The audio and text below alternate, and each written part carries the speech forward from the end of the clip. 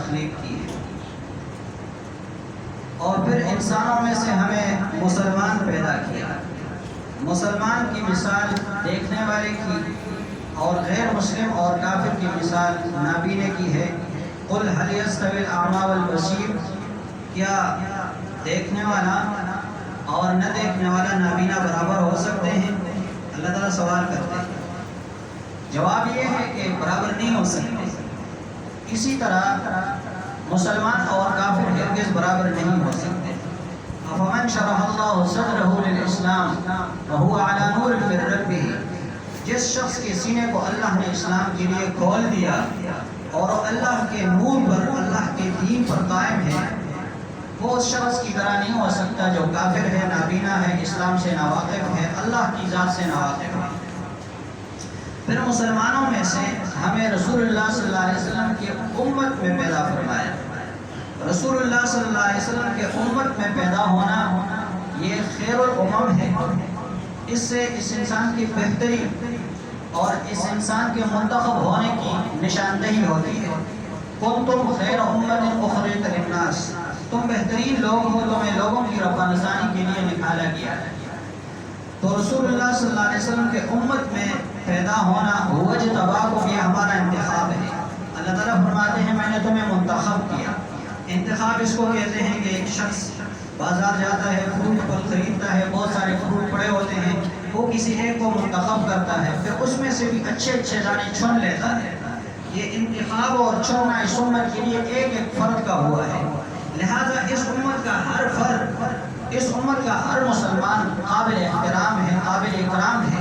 بحسب امرئ من الشر ان يحقر اخاه المسلم، کسی انسان کے برے ہونے کے لیے یہ بات کافی ہے کہ وہ کسی مسلمان بھائی کو حقیر اور ذلیل سمجھے۔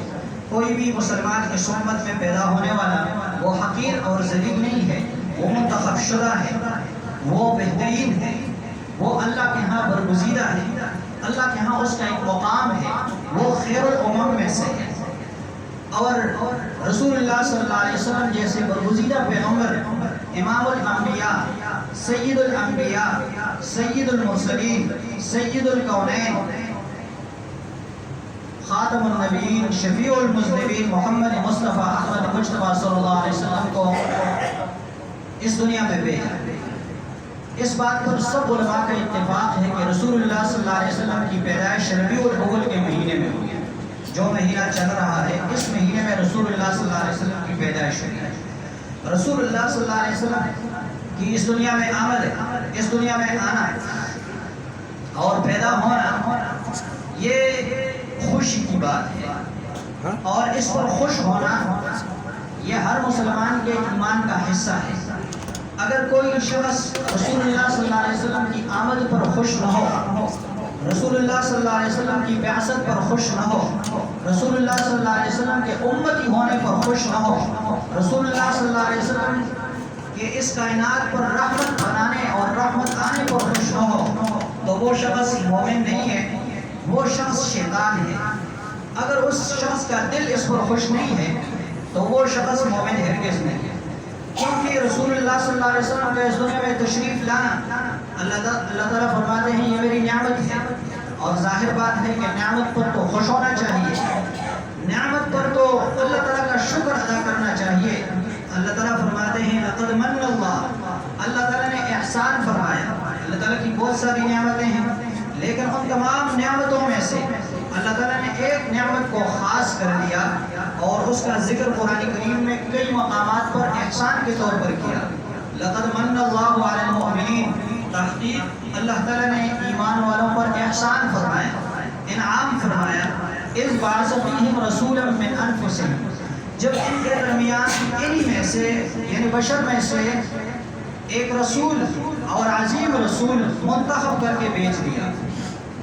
اس رسول اور پیغمبر کا کام کیا ہے، اس کے آنے کا مقصد کیا ہے، تو اس کے بڑے بڑے 4 مقاصد اس آیت میں بیان ہوئے ہیں۔ پہلا مقصد یتلو علیہم آیاتہ، وہ اللہ کی کتاب کی آیتیں لوگوں کو پڑھ کر سنائے گا۔ وَيُعَلِّمُهُمُ الْكِتَابَ، اور اپنی امت کو، لوگوں کو، ان کو، اس امت کو کتاب قرآن کریم کی تعلیم دے گا کہ قرآن کریم میں کیا بیان ہوا ہے، قرآن کریم کے مطابق اپنی زندگی کو کیسی گزارنی چاہیے، والحکمہ اور احادیث کی تعلیم دے گا. اور چوتھا مقصد اس پیغمبر کا یہ ہے وَيُزَكِّيهِمْ کہ یہ رسول اللہ صلی اللہ علیہ وسلم ان لوگوں کا تزکیہ فرمائیں گے، ان لوگوں کے عقائد کا تزکیہ، عقائد کی پاکیزگی، عبادات کا تزکیہ، عبادات کی پاکیزگی، معاملات کا تزکیہ، معاملات کی پاکیزگی، اخلاقیات کا تزکیہ، اخلاقیات کی پاکیزگی، معاشرت کا تزکیہ اور معاشرت کی پاکیزگی. یہ 5 قسم کی پاکیزگیاں، یہ 5 قسم کا تزکیہ، یہ اس رسول صلی اللہ علیہ وسلم کی بعثت کا مقصد ہے کہ رسول اللہ صلی اللہ علیہ وسلم ان کا تزکیہ فرمائیں گے. لیکن جو بھی نعمت ملے اس پر خوش ہونے کے 2 طریقے ہوتے ہیں. خوش ہونے کا ایک مطلب اور ایک طریقہ یہ ہے کہ انسان خوشی کا اظہار اللہ تعالیٰ کی شکر ادا کر کے کرے. وَكُلُوا مِمَّا رَزَقَكُمُ اللَّهُ حَلَالًا طَيِّبًا، اللہ تعالیٰ کی نعمتوں سے پاکیزہ اور حلال چیزیں کھاؤ اور حلال اور پاک چیزیں کھاؤ. اور وَاشْكُرُوا إِن كُنتُمْ إِيَّاهُ تَعْبُدُونَ، اللہ تعالیٰ کی نعمتوں پر شکر ادا کرو اگر تم اس کی عبادت اور بندگی کر رہے ہو. تو ایک یہ شکر ادا کرنا. پھر شکر ادا کرنے کے 3 طریقے ہیں. ایک طریقہ یہ ہے کہ انسان دل سے شکر ادا کرے، ایک طریقہ یہ ہے کہ انسان زبان سے شکریہ کے الفاظ ادا کرے، شکریہ ادا کرے، اور ایک طریقہ یہ ہے کہ انسان پورے بدن سے، اپنے اعمال سے، اپنے کردار سے، اپنے اخلاق سے، اپنے معاشرت سے، اپنے معاملات سے، یعنی پوری زندگی سے اللہ تعالیٰ کے شکر گزار ہونے کا ایک نمونہ پیش کرے اور اللہ تعالیٰ کی اس نعمت کا چلتا پھرتا اشتہار بنے. ایک طریقہ یہ ہے خوشی کا. اور خوشی کا ایک طریقہ وہ ہے کہ انسان جشن منائے، انسان عید منائے، انسان کوئی ایسا کام کرے جو شریعت میں نہ ہو. تو خوشی کے 2 طریقے ہو گئے. خوشی کا ایک طریقہ ہو گیا جائز اور خوشی کا ایک طریقہ ہو گیا ناجائز. یا تو وہ طریقہ بالکل شریعت کے مخالف ہو تو وہ ناجائز ہے، یا اس طریقے سے عام انسانوں کو تکلیف ہو، اذیت ہو تو وہ بھی ناجائز ہے. یا وہ طریقہ ایسا ہو کہ اس کو کسی نے اپنی طرف سے بنا لیا ہو جس کی وجہ سے غیر مسلموں کے ساتھ مشابہت اور غیر مسلم ہونے کا تاثر مل رہا ہو تو وہ بھی ناجائز ہے. اب عام طور پر ربیع الاول کے مہینے میں یا کسی بھی مہینے میں اللہ تعالیٰ کی اس نعمت رسول اکرم صلی اللہ علیہ وسلم کی ولادت اور بعثت اس دنیا میں آنے اور دین اسلام کو پھیلانے، دین اسلام کو کامل مکمل کرنے، اخلاق کو کامل مکمل کرنے، معاشرت کو، عبادات کو، ان تمام پورے اسلام کو پیش کرنے پر شکر ادا کرنے کے جائز طریقوں میں سے ایک طریقہ یہ ہے کہ ہم خوشی اور شکر اس طریقے پر ادا کر لیں کہ ہم رسول اللہ صلی اللہ علیہ وسلم پر دل سے ایمان لے آئیں. کسی چیز پر خوش ہونا، اس پر راضی ہونا ہے، اس کو ماننا ہے، اس کو تسلیم کرنا ہے، اسی کا نام ایمان ہے. اور رسول اللہ صلی اللہ علیہ وسلم پر ایمان لانا ہر وقت فرض ہے. یا ایھا الذین آمنوا آمنوا باللہ ورسولہ، اے ایمان والو اللہ پر ایمان لاؤ اور رسول پر ایمان لاؤ. جو کلمہ اللہ نے دیا ہے اس میں بیچ میں وہ نہیں رکھا، لا الہ الا اللہ محمد الرسول اللہ، یہ نہیں فرمایا لا الہ الا اللہ وہ محمد الرسول اللہ، وہ بھی بیچ میں نہیں رکھا. یعنی اللہ کی توحید پر، وحدانیت پر ایمان لانا اور رسول اللہ صلی اللہ علیہ وسلم پر رسالت پر ایمان لانا، اس کے بیچ میں وہ نہیں ہے. یہ دونوں عقائد لازم ملزوم ہے، یہ دونوں عقائد فرض ہیں. یہ خوشی، یہ شکر اور اللہ تعالیٰ کے حضور شکرانہ پیش کرنا، یہ پورے سال بندہ کر سکتا ہے، سال کے 12 مہینے کر سکتا ہے، اور ہر مہینے کے 29 یا 30 دن فرض ہے، اور ہر دن کے 24 گھنٹے فرض ہے، اور ہر گھنٹے کے 60 منٹ اور ہر منٹ کے 60 سیکنڈ یہ ایمان لانا فرض ہے، ہر انسان کے لیے فرض ہے. ایک خوشی کا طریقہ یہ ہے. دوسرا خوشی کے اظہار کا دوسرا طریقہ یہ ہے کہ رسول اللہ صلی اللہ علیہ وسلم کے آنے پر، آمد مصطفیٰ پر رسول اللہ صلی اللہ علیہ وسلم کی ساتھ محبت کی جائے، عقیدت کی جائے، عقیدت اور محبت کا اظہار کیا جائے. اور رسول اللہ صلی اللہ علیہ وسلم سے محبت کرنا اپنی جان سے، اپنی اولاد سے، اپنے بیوی بچوں سے، اور اپنے کاروبار سے، اپنے جائیداد سے، اپنی مال دولت سے، حکومت سے، ہر چیز سے زیادہ محبت کرنا یہ ایمان کا تقاضا ہے. یہ انسانی زندگی میں فرض ہے، یہ خوشی فرض ہے، اس خوشی کا اظہار بھی فرض ہے. کیسے؟ لا یؤمن احدکم، کوئی شخص مومن نہیں بن سکتا حتی اکون احب الیہ من والدہ وولدہ والناس اجمعین، جب تک میں اس کو اپنی جان سے، اپنی اولاد سے اور تمام لوگوں سے بڑھ کر زیادہ محبوب نہ ہوں، اپنی والدین سے۔ محبت کا اور شکر کا اور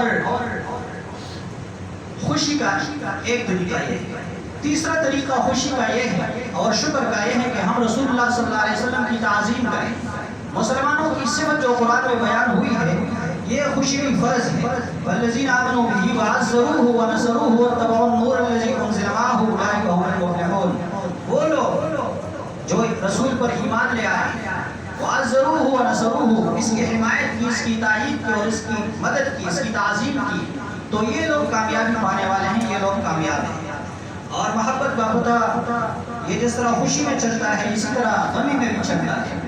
ایک شخص انتہائی غم و پریشانی کی حالت میں ہو، اگر اس وقت اس کو جس چیز کا خیال ہے تو وہ اس کا محبوب ہے۔ ایک عورت جنگ احد میں آئی تو اس کو صحابہ نے کہا کہ آپ کے شوہر شہید ہو گئے، اس نے کہا انا للہ، کہا آپ کے بیٹے بھی شہید ہو گیا، اس نے کہا انا للہ، کہا آپ کا بھائی بھی شہید ہو گیا، اس نے کہا انا للہ، کہا آپ کے والد بھی شہید ہو گئے ہیں، تو اس نے کہا انا للہ۔ اور پھر پوچھا کہ رسول اللہ صلی اللہ علیہ وسلم تو حیات ہیں، آپ کو تو کوئی تکلیف نہیں پہنچی ہے؟ تو صحابہ نے کہا نہیں، وہ رسول اللہ صلی اللہ علیہ وسلم ہیں، نظر آ رہے ہیں۔ جب رسول اللہ صلی اللہ علیہ وسلم کو دیکھا تو اس عورت نے ایک بہترین جملہ ارشاد فرمایا، اس نے کہا کہ رسول اللہ صلی اللہ علیہ وسلم کے دیکھنے کے بعد ہر مصیبت کم ہے، ہر مصیبت ہلکا ہے، اس کو کہتے ہیں محبت۔ حضرت صدیق اکبر رضی اللہ تعالیٰ عنہ رسول اللہ صلی اللہ علیہ وسلم کے دین کو بیان کر رہے تھے، خانہ کعبہ میں کافروں نے مارا، مارنے کے بعد بے ہوش ہو گئے، رشتہ دار گھر اٹھا کے لے آئے، جب ہوش میں آئے، جب بندہ بے ہوش ہو جاتا ہے، جیسے وہ ہوش میں آتا ہے تو ڈاکٹر حضرات اور آپ سب حضرات کو پتہ ہے کہ جیسے انسان ہوش میں آتا ہے تو اس کے دل و دماغ پر جو بات چھائی ہوئی ہوتی ہے، جس چیز کی محبت اس کے دل و دماغ میں ہوتی ہے، وہ فوراً وہی بولنے لگتا ہے، وہی بات اس کی زبان پر آ جاتی ہے۔ تو اس نے جو پہلا جملہ کہا اس سے اس کے محبت کا اندازہ ہوتا ہے۔ ابو بکر صدیق رضی اللہ تعالیٰ نے فرمایا کہ رسول اللہ صلی اللہ علیہ وسلم کیسے ہیں اور کہاں پر ہیں، اس کو کہتے ہیں محبت، اس کو کہتے ہیں محبت۔ خوشی کا چھوٹا طریقہ اور شکر کا چھوٹا طریقہ وہ اطاعت ہے۔ ہر پیغمبر دنیا میں اس لیے آتا ہے کہ لوگ اس کی اطاعت کریں، اس کے نمونے کو اختیار کر لیں۔ وما ارسلنا من رسول الا ليطاع باذن اللہ، ہم نے جو بھی پیغمبر دنیا میں بھیجا ہے وہ اس لیے بھیجا ہے کہ اللہ کے حکم سے اس کی اطاعت کی جائے۔ من یطیع الرسول فقد اطاع اللہ، جو رسول کی اطاعت کرے اس نے اللہ کی اطاعت کی۔ لقد کان لکم فی رسول اللہ اسوۃ حسنہ، تمہارے لیے پیغمبر کی زندگی میں بہترین نمونہ ہے۔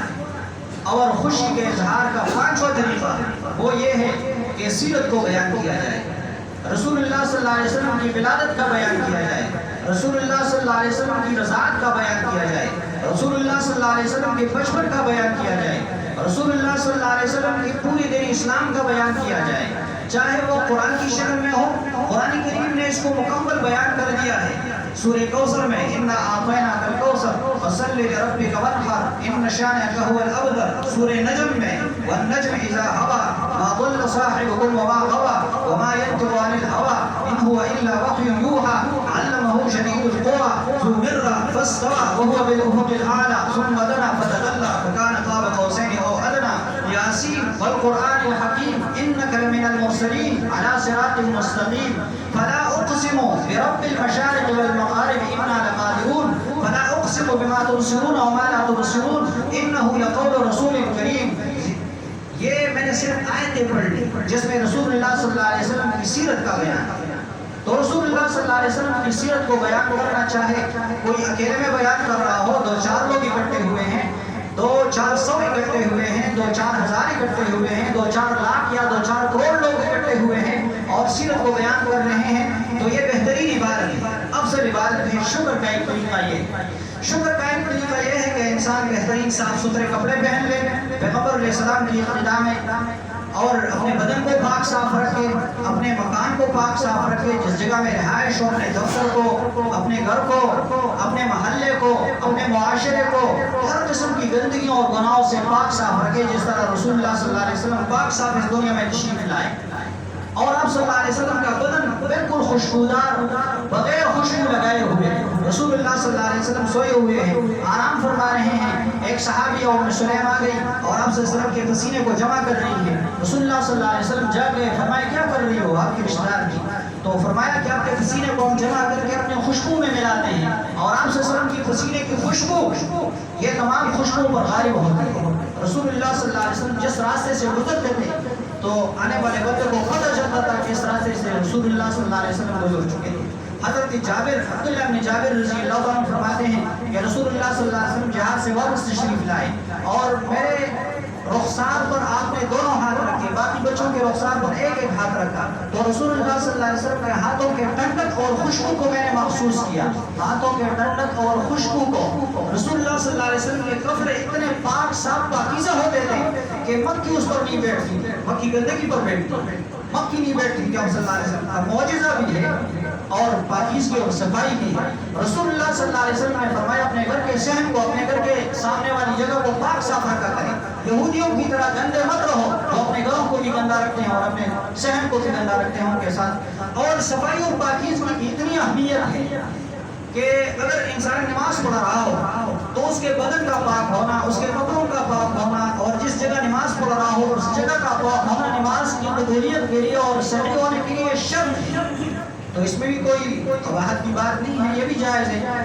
شکر کا نوواں طریقہ یہ ہے کہ انسان اپنے اہل و عیال پر خرچ کرے، ان کو اچھے اچھے کھانے کھلائیں، ان کے حقوق کا خیال رکھے، ان کی صحیح تربیت کرے، ان کو دین سکھائیں اور دنیاوی اور اخروی آفات سے ان کی حفاظت کریں۔ یہ بھی بہت اچھا طریقہ ہے، بہترین طریقہ ہے۔ رسول اللہ صلی اللہ علیہ وسلم فرماتے ہیں خیرکم لأہلہ وانا خیرکم لأہلی، تم میں سے بہترین وہ ہے جو اپنے گھر والوں کے لیے بہترین ہو اور میں تم سب سے زیادہ بہترین ہوں اپنے گھر والوں کے لیے۔ اپنے بیویوں سے، ازواج مطہرات سے کتنی محبت فرمایا کرتے تھے، اپنے لوگوں سے، مسلمانوں سے کتنی محبت فرمایا کرتے تھے۔ ایک ایک صحابی کی محبت آپ دیکھ کر حیران ہو جائیں گے۔ اگر آمد مصطفیٰ رسول اللہ صلی اللہ علیہ وسلم کی ولادت کی خوشی میں کوئی شخص صلی اللہ علیہ وسلم کی مدح اور تعریف بیان کر رہا ہے تو یہ بھی جائز ہے۔ پورا قرآن رسول اللہ صلی اللہ علیہ وسلم کی تعریف سے بھرا ہوا ہے۔ نون والقلم وما يسطرون ما انت بنعمت ربك بمجنون وانك لعلى خلق عظیم۔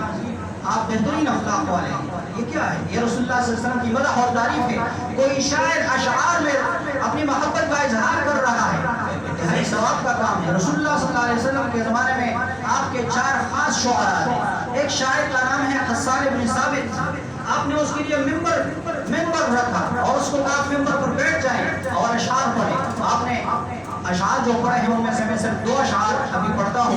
وَأَحْسَنَ مِنْكَ لَمْ تَرَ قَطُّ عَيْنٍ وَأَجْمَلُ مِنْكَ لَمْ تَلِدِ النِّسَاءُ خُلِقْتَ مُبَرَّأً مِنْ كُلِّ عَيْبٍ كَأَنَّكَ قَدْ خُلِقْتَ كَمَا تَشَاءُ۔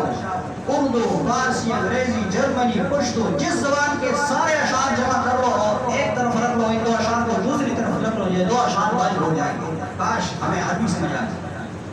تو مدح بیان کرے تو یہ بھی شکر اور خوشی کا ایک ذریعہ ہے۔ یہ 10 طریقے میں نے بیان کر لیے تقریباً ابھی تک۔ یہ 10 طریقے خوشی، اس 10 طریقوں سے خوشی منانا، خوشی کا اظہار کرنا اور اللہ تعالیٰ کی اس نعمت پر، آمد مصطفیٰ پر، رسول اللہ صلی اللہ علیہ وسلم کے اس دنیا میں آنے پر خوشی منانا بالکل جائز ہے، اظہار کرنا بالکل جائز ہے، بلکہ افضل عبادت ہے اور فرض ہے بعض صورتیں۔ تو لیکن اس سے ہٹ کر اگر ہم چھوٹے بچوں کی طرح خوشی منانا شروع کر دیں، پیغمبر علیہ السلام جس مقصد کے لیے آئے ہیں اس مقصد سے ہٹ کر ہم بچوں کی طرح، جیسے گھر میں کوئی مہمان آ رہا ہو کسی خاص بات کے لیے، مقصد کے لیے، تو بڑے وہ مقصد جاننا چاہتے ہیں، سننا چاہتے ہیں، لیکن چھوٹے بچے سوچتے ہیں کہ آج ہمارے گھر میں پلاؤ پکے گا، آج ہمارے گھر میں چاول بنے گے، آج ہمارے گھر میں مرغ بنے گا، سالن بنے گا، حلوہ اور اس طرح کھیر اور پھرنی ملائی مختلف چیزیں کھانے کے ہوں گے اور وہ خوش ہو رہے ہیں، اچھل کے کودتے ہیں۔ یہ بچوں والی خوشیاں جو مسلمانوں میں آ گئی ہیں یہ تو یا شریعت سے متصادم ہے۔ ایک ہے خوشی، ایک ہے شکر ادا کرنا، یہ الگ چیز ہے، اور ایک ہے جشن منانا، یہ الگ چیز ہے۔ اسلام میں جشن منانے کے لیے جو دن مقرر ہے، عید کے لیے جو دن مقرر ہے، ان کے علاوہ اپنی طرف سے جشن یا عید منانا، یہ اگر اس کو عبادت سمجھ کر کیا جائے یہ بدعت ہے۔ مثال کے طور پر رسول اللہ صلی اللہ علیہ وسلم کی میلاد کے نام پر، محفل میلاد کے نام پر لوگ موسیقی بجاتے ہیں، حالانکہ رسول اللہ صلی اللہ علیہ وسلم کی شریعت کے بالکل خلاف بات ہے۔ رسول اللہ صلی اللہ علیہ وسلم فرماتے ہیں بعثت لاکثر المعازف، مجھے اس لیے بھیجا گیا ہے کہ میں ڈول ڈمکے کے آلات توڑوں۔ رسول اللہ صلی اللہ علیہ وسلم کے محفل میلاد اور عید میلاد النبی اور جشن عید میلاد النبی کے نام پر عورتیں ناچ رہی ہیں، حالانکہ عورتوں کے بارے میں قرآن کا صاف حکم ہے وقرن فی بیوتکن، گھروں میں بیٹھو، اگر گھروں سے نکلے بھی یا ایھا النبی قل لازواجک و بناتک و نساء المؤمنین یدنین علیہن من جلابیبہن، سورۃ احزاب 22 پردہ کریں، پورا جسم چھپائیں، اور یہ بے پردہ عورتیں ناچ پڑھ رہی ہیں یا مردوں کے سامنے ناچ رہی ہیں اور دعویٰ کر رہی ہیں پیغمبر علیہ السلام کو میلاد منانے کی، یہ بالکل ناجائز ہے اور دین کے ساتھ سراسر ظلم اور ناانصافی ہے۔ معمولی عقل والا انسان بھی اس کو سمجھ سکتا ہے۔ یا بعض لوگ چراغاں کر لیتے ہیں، اگر چراغاں کرنا دین ہوتا تو رسول اللہ صلی اللہ علیہ وسلم اپنے پیدائش والے دن پر چراغاں کر دیتے، حضرت ابوبکر صدیق رضی اللہ تعالیٰ عنہ چراغاں کر دیتے، حضرت عمر فاروق چراغاں کر دیتے، حضرت عثمان غنی رضی اللہ تعالیٰ عنہ مسجد نبوی کے لیے زمین اپنے جیب ہاتھ سے خریدی، کنواں جیب ہاتھ سے خریدا، 900 اونٹ اللہ کے راستے میں ساز و سامان سمیت دے دیے، تو کیا چراغ خرید کر رسول اللہ صلی اللہ علیہ وسلم کی ولادت کی خوشی نہیں منا سکتے؟ نہیں، ان لوگوں کی زندگیوں میں اس کا کوئی سراغ نہیں ملتا۔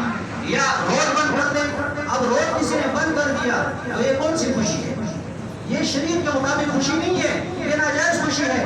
کہیں میت جا رہا ہے گاڑی میں، میت کو لے جا رہے ہیں، کوئی مریض اسپتال جا رہا ہے اور اس کا ایکسیڈنٹ ہو گیا ہے، نازک حالت میں ہے، روڈ بند کیا ہے، چاہے ہمارے لوگوں نے بند کیا ہو یا اور لوگوں نے بند کیا ہو، خوشی کے نام پر بند کیا ہو، تعزیت کے نام پر بند کیا ہو، ماتم کے نام پر بند کیا ہو، جس نام پر بھی بند کیا ہو، ناجائز ہے۔ المسلم من سلم المسلمون من لسانہ و یدہ، مسلمان وہ ہے جس کی زبان اور ہاتھ کی جان آسانی سے دوسرے مسلمان محفوظ رہیں۔